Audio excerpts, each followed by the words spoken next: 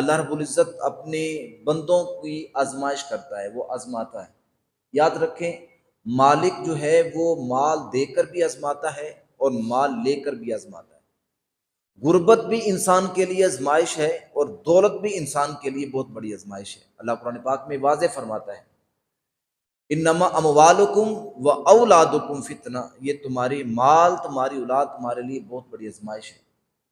اور پھر اللہ رب العزت کا ایک قانون ہے، اللہ رب العزت فرماتا ہے احاسب الناس ان یترکوا ان یقولوا آمنا وهم لا یفتنون، کیا یہ لوگ یہ گمان کر رکھتے ہیں، یہ گمان انہوں نے کر رکھا ہے کہ وہ محض اس جملے کے کہنے پہ چھوڑ دیے جائیں گے کہ ہم ایمان لے آئے، بس یہ جملہ کہہ دینا ان کے لیے کامیابی کی علامت ہے؟ نہیں، اللہ فرماتا ہے وَهُمْ لَا يُفْتَنُونَ، یہ کہنے سے بات نہیں بنے گی بلکہ اللہ ان کو آزمائے گا بھی۔ یعنی لا الہ الا اللہ جس نے کہہ دیا، اللہ فرماتا ہے میں ان کو آزماؤں گا بھی۔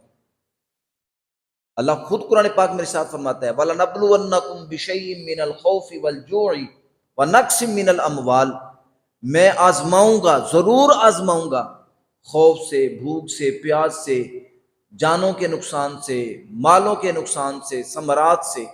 یہ 5 چیزیں اللہ رب العزت نے ذکر فرمائی، اور جو انسان کو، ہر انسان کو دنیا میں کسی نہ کسی چیز سے واسطہ ضرور پڑا رہتا ہے، لیکن یہ اس کی کرم نوازی ہے، یہ 5 بیک وقت انسان کے اوپر نہیں ڈالتا۔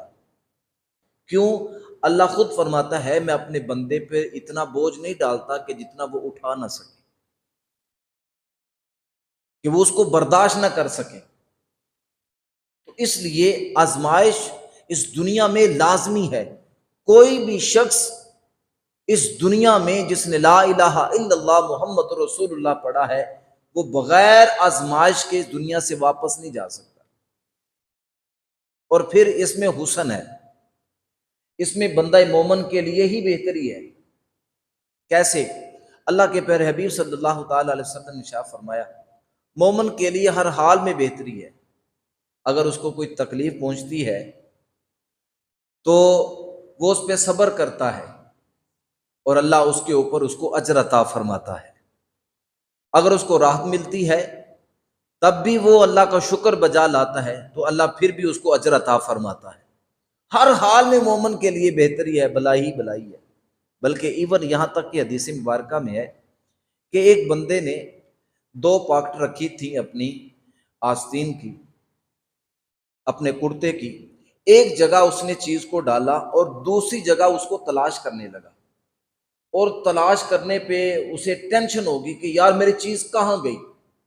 اب اس نے دوسری طرف ابھی دیکھی نہیں ہے۔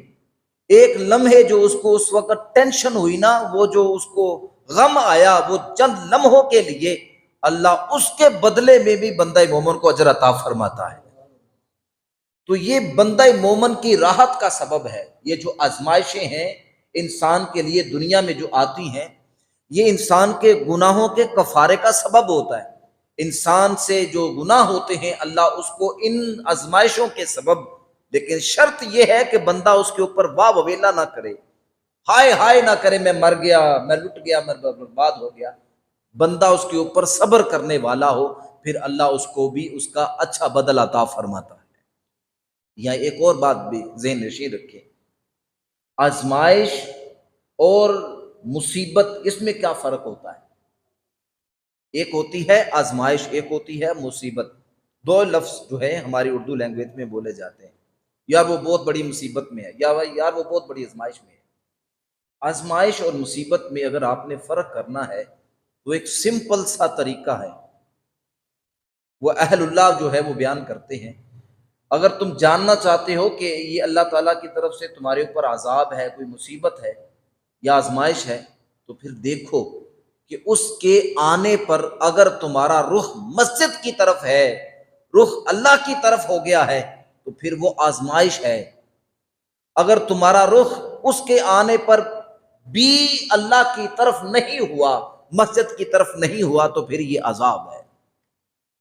یعنی بندے کے اوپر تکلیف آئے تو پھر وہ کس حاجت روا کی طرف جاتا ہے نا، مشکل کشا کی طرف جاتا ہے نا۔ کہ جس نے مجھ سے اس تکلیف کو دور کرنا ہے، جس نے میری تکلیف سے مجھے بچانا ہے، تو وہ اللہ سے بڑھ کر کون ہے؟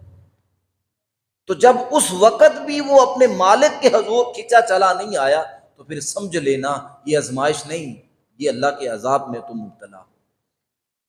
تو یہ قانون ہے اس دنیا کا، سمپل سی بات ہے کہ آدمی کے لیے یہ دنیا، مومن کے لیے حضور کا فرمان ہے، یہ قید خانہ ہے۔